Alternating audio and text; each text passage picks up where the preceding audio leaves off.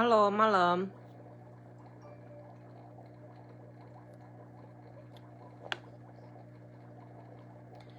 Udah lama gue gak bikin video, lagi males bikin video. Tapi hari ini gue mau jelasin secara live aja langsung. Nanti terserah lo tinggal pada nge-share atau apa. Ya kak, ini gue mau bahas tentang Omnibus Law. Dari kemarin-kemarin udah sebetulnya gue males lo ngangkat ini kayak begini, kayak begini-begini. Poinnya tuh cuma satu, ujung-ujungannya orang kita tuh males baca. Dari masanya belum jadi undang-undang, belum diketok palu di DPR, dari masih dalam bentuk RUU, udah dijelasin berkali-kali. Tapi orang kita nggak mau baca. Itu penyakitnya orang kita, males baca. Lebih seneng lihat gambar-gambar yang dikirim, editan-editan yang dikirim melalui WhatsApp grup. Itu lebih seneng mereka bacanya, praktis. Tapi baca kayak macem pasal-pasal undang-undang yang udah dijelasin berkali-kali, nggak mau dia baca kayak gitu. Ini gue bacain ya. Masalah sekarang kan mau ribut di DPR, demo ke DPR. Percuma nyong, kayak ngeributin pepesan kosong. Kalau udah diketok palu di DPR, demonya bukan lagi ke DPR. Percuma, mau ngapain lo? Demonya itu ke MK, bukannya demo ke MK. Lo harus nuntut di MK. Itu satu-satunya jalan. Tapi perlu dikasih tahu, lo orang itu pada ngeributin pepesan kosong. Nih dijelasin ya, ini hoax yang beredar di antara buruh. Sekarang poinnya aja gue gampang kasih tahu. Begitu ketok palu atau sebelum ketok palu, ada dua partai yang gak setuju. Partai apa? Partai Demokrat dan Partai PKS. Dua partai yang gagal. Judulnya tetap harus jadi oposisi. Biar kayak mana, harus kelihatan bela rakyat kecil. Padahal kalau gue mau bilang, dengan kejadian kayak begini, orang pada kumpul di masa pandemi, apa nanti mereka mikirin kalau orang-orang yang ngumpul-ngumpul itu kena COVID? Apa mereka peduli? Mana mereka mau peduli? Ya, langsung gue jelasin aja. Benarkah uang pesangon akan dihilangkan?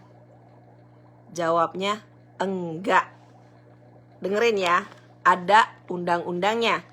Bab 4 Ketenagakerjaan pasal 89 tentang perubahan terhadap pasal 156 ayat 1 Undang-Undang 13 tahun 2003. Isinya, dalam hal terjadi pemutusan hubungan kerja, pengusaha wajib membayar uang pesangon dan garis miring atau uang penghargaan masa kerja.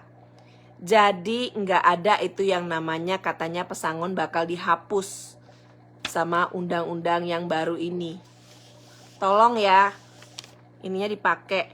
Susahnya orang kita tuh disuruh baca nggak mau baca. Itu doang penyakitnya.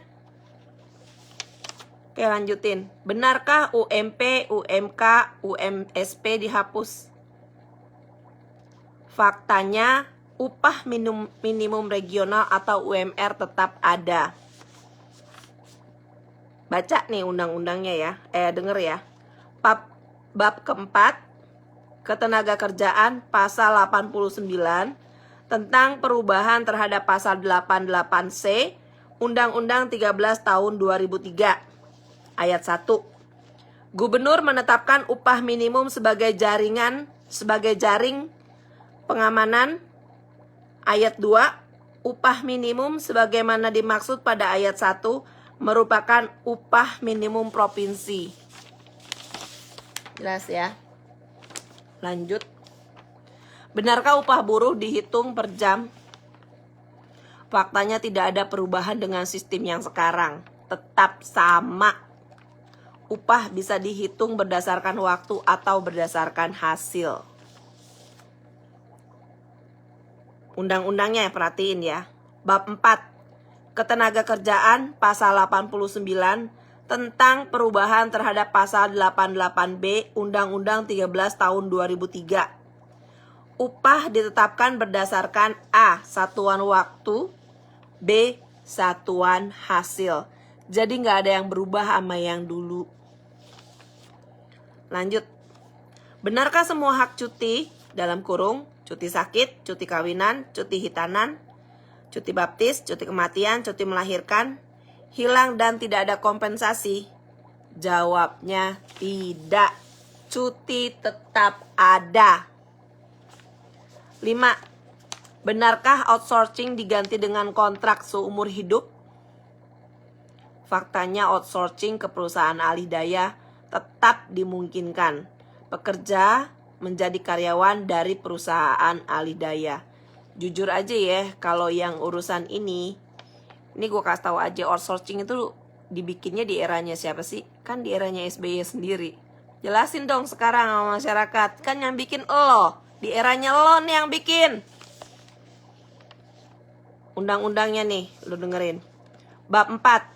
Ketenaga kerjaan pasal 89 tentang perubahan terhadap pasal 66 ayat 1 Undang-Undang 13 tahun 2003. Hubungan kerja antara perusahaan alih daya dengan pekerja garis miring atau buruh yang dipekerjakannya didasarkan pada perjanjian kerja waktu tertentu atau perjanjian kerja waktu tidak tertentu. Lanjut ya. Benarkah tidak ada status karyawan tetap? Faktanya status karyawan tetap masih ada. Undang-undangnya nih ya, lu perhatiin ya. Bab 4. Ketenaga kerjaan pasal 89 tentang perubahan terhadap pasal 56 Undang-Undang 13 tahun 2003. 1. Perjanjian kerja dibuat untuk waktu tertentu atau untuk waktu tidak tertentu. 7. Apakah perusahaan bisa mem-PHK kapanpun secara sepihak? Faktanya, perusahaan tidak bisa mem-PHK secara sepihak. Undang-undangnya lu perhatiin ya. Bab 4. Ketenaga kerjaan pasal 90 tentang perubahan terhadap pasal 151 Undang-Undang 13 tahun 2003. Ayat 1. Pemutusan hubungan kerja dilaksanakan berdasarkan kesepakatan antara pengusaha dan pekerja atau buruh. Ayat 2. Dalam hal kesepakatan sebagaimana dimaksud pada ayat 1 tidak tercapai, penyelesaian pemutusan hubungan kerja dilakukan melalui prosedur penyelesaian perselisihan hubungan industrial sesuai dengan ketentuan peraturan perundang-undangan. 8. Benarkah jaminan sosial dan kesejahteraan lainnya hilang? Faktanya jaminan sosial tetap ada. Perhatiin ini ya undang-undangnya ya. Bab 4. Ketenaga kerjaan pasal 89 tentang perubahan terhadap pasal 18 Undang-Undang nomor 40 tahun 2004. Jenis program jaminan sosial meliputi jaminan kesehatan, jaminan kecelakaan kerja, jaminan hari tua, jaminan pensiun, jaminan kematian, jaminan kehilangan pekerjaan. Ada itu jaminan. Kenapa hoax yang beredar dibilang gak ada jaminan? Pada males baca. Nih orang sekarang dibikin kumpul lagi pandemi kayak begini. Entah kalau giran orang kena COVID, emang partai-partai yang terus nolak itu, 2 partai itu emang tanggung jawab. Ngomporin masyarakat bisa, ngomporin buruh bisa. Entah kalau mereka kena COVID, apa mereka mikirin? Mereka pulang bawa COVID buat keluarganya. Apa mereka mikirin? Ini loh yang gue gak suka tuh. Partai-partai politik kadang-kadang suka ada yang sok kelihatan. Gue paling perhatian sama buruh, paling perhatian sama rakyat kecil. Pada kenyataannya apa? Kayak pembunuh berdarah dingin. 9. Benarkah semua karyawan berstatus tenaga kerja harian? Faktanya status karyawan tetap masih ada. Ini undang-undangnya ya. Ketenagakerjaan pasal 89 tentang perubahan terhadap pasal 56 ayat 1 Undang-Undang 13 tahun 2003. Perjanjian kerja dibuat untuk waktu tertentu atau untuk waktu tidak tertentu. 10. Benarkah tenaga kerja asing bebas masuk? Faktanya tenaga kerja asing tidak bebas masuk, harus memenuhi syarat dan peraturan. Undang-undangnya bab 4 ketenagakerjaan pasal 89 tentang perubahan terhadap pasal 42 ayat 1 Undang-Undang 13 tahun 2003. Setiap pemberi kerja yang mempekerjakan tenaga kerja asing wajib memiliki pengesahan rencana penggunaan tenaga kerja asing dari pemerintah pusat. 11. Benarkah buruh dilarang protes dan ancamannya PHK? Faktanya tidak ada larangan. Sekarang buktinya mereka pada protes, pada demo. Ada nggak yang dilarang? Cuman kalau bolak-balik kayak begini masa pandemi, apa ntar dikasih mereka masuk pabrik? Karantina dulu dong, mau nggak mau 2 minggu. Kalau udah kayak gitu, pabrik macet. Siapa yang mengejar itu produksi? Investor jadi pada kabur lagi. Otak lo dipakai nggak? Ntar giliran kehilangan lapangan pekerjaan, lo nuntut lagi mana lapangan pekerjaan. Pada nggak bersyukur ya, gue heran deh. 12. Benarkah libur hari raya hanya pada tanggal merah dan tidak ada penambahan cuti?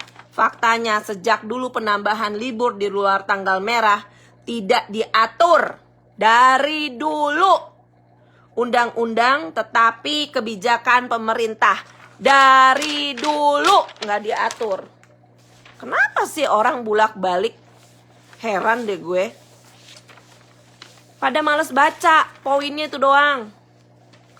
Pada males baca.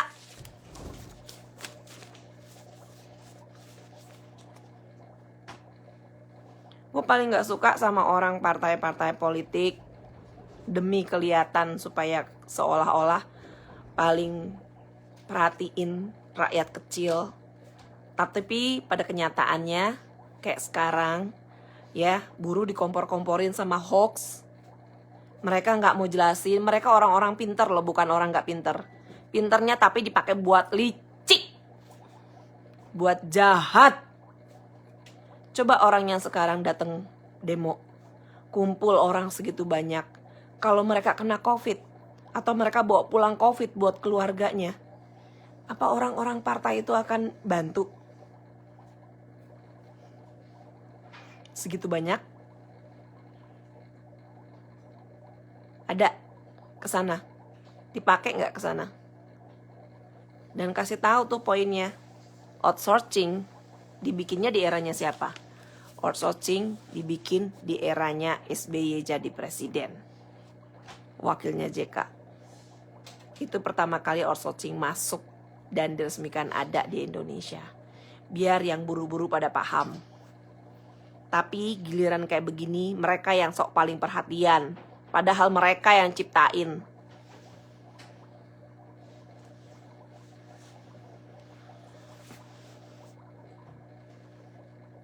Tolong ya, mikir. Lagi masa kayak begini. Jujur aja ya, gue lagi kayak begini ngelihat orang segitu banyak. Gue rada kecewa sama kepolisian Republik Indonesia. Kenapa? Kalau gue jadi mereka, polisi punya water cannon. Kenapa nggak bergerak? Siram.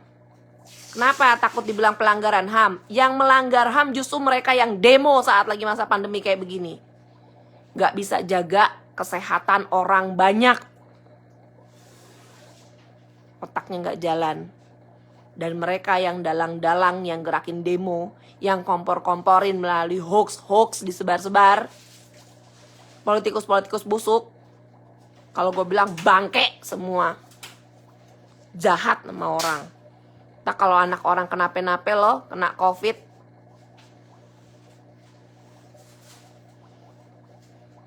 Udah ya, sampai di sini aja. Yang penting gue udah jelasin.